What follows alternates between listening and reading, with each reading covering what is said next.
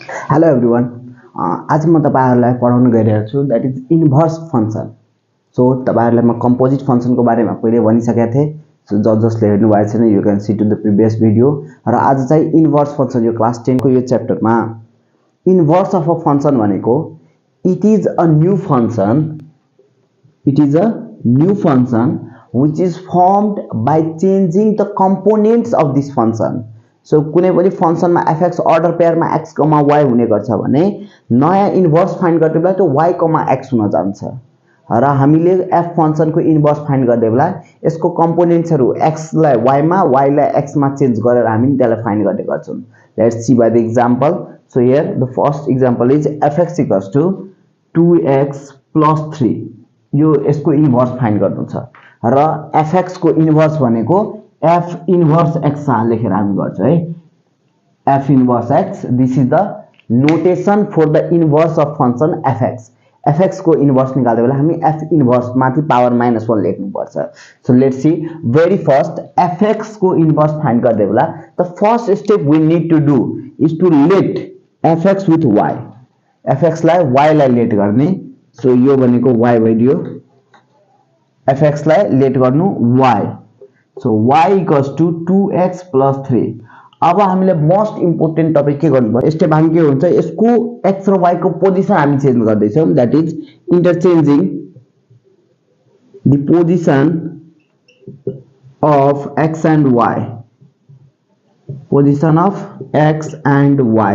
So जता x रहन्छ त्यहाँ y लेख्ने, जहाँ y रहन्छ त्यहाँ x लेख्ने। This one is going to be x equals to 2y + 3। अब हामीले भ्यालु चाहिँ y कै फाइन्ड गर्नु पर्यो। y डमी भेरिएबल को रूपमा युज हुन्छ। Then so x - 3 equals to 2y और x - 3 divide by 2 equals to y। यो जुन लास्टमा जुन डमी भेरिएबल y को भ्यालु आउँछ नि यही नै हाम्रो इन्भर्स हुने गर्छन् of fx। Therefore f inverse x is equals to कति भयो त x - 3 डिवाइड बाइ 2 हुन गयो। यो भनेको fx को इन्भर्स हो। Just remind the step. फर्स्टमा fx लाई y लेट गर्ने, त्यसपछि x र y को पोजिसनलाई इन्टरचेन्ज गर्ने, उल्टो पार्दिने। जहाँ y छ त्यहाँ x लेख्ने, जहाँ x छ त्यहाँ y लेख्ने। त x इक्वल्स टु 2y + 3 भयो। भ्यालु चाहिँ अब हामीले y के फाइन्ड गर्नु पर्यो। त यो +3 यो साइड आउँदा -3 भयो। यो मल्टिप्लाई छ, मल्टिप्लाई अर्कोपटि जाँदा डिवाइड भयो। That is the solution. That is the solution of fx। अर्कोबाट एक्जाम्पलबाट हेरौं। So taking the other example fx is equals to 2x + 5 divide by 6। अब यसको हामीलाई इन्भर्स फाइन्ड गर्नु पर्छ। त fx इक्वल्स टु के दिएको छ 2x + 5 divide by 6। Just repeat the same process. First हामीले के गर्नु पर्यो fx लाई y लेट गर्नु पर्यो। y equals to 2x + 5 divide by 6। Next step interchanging the position of x and y। that is interchanging the position of x and y। so x और y को position change गर्दा this one going to be x equals to 2y + 5 divide by 6। र हामीले value चाहिँ y कै find गर्नु पर्यो।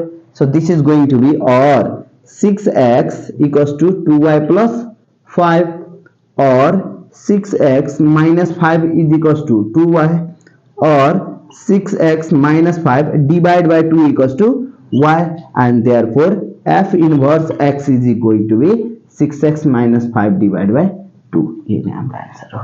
अहिले हाम्रो क्वेशन छ fx equals to 4x + 7 divide by 5x + 3। So यसको इन्भर्स फाइन्ड गर्नु पर्यो। नथिङ, हामीले अर्को के गर्नै पर्दैन, जस्ट यही प्रोसेस हामीले फलो गर्दै जाने हो। दैट इज फर्स्टमा fx लाई y लेट गर्नुस्। y equals to 4x + 7 divide by 5x + 3। अब हामीले interchanging the position of x and y गर्नु पर्यो। That is interchanging the position of x and y। so x equals to 4y + 7 divide by 5y + 3।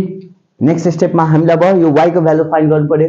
यदि y को value दुई ठाउँमा आइदियो भने फर्स्टमा क्रस मल्टिप्लाई गर्ने और x times 5y + 3 is equals to 4y + 7 और 5xy + 3x equals to 4y + 7 or 5x, that is 5x लाई उता पठाइदियो भने 3x minus 7 equals to 4y minus 5xy तान्ने। त्यसको लागि हामी के गर्न सक्छौं, or 3x minus 7 equals to 4 minus 5x times of y। अब यो y यतै राख्ने, यो टर्मलाई डिवाइड में ल्याइदिने, or 3x minus 7 divided by 4 minus 5x equals to y, and therefore f inverse x equals to 3x minus 7 divided by 4 minus 5x। यही नै हाम्रो सोल्युसन भयो यसको। So hope you understand the video. अब यो related अझ एक्सरसाइजहरु जुन exam मा एससी बेस्ड क्वेशन्सहरु छ त्यो फर्दर हामी नेक्स्ट क्वेशन्स मा जान्छौं। See you to the next video. Till then thank you, by.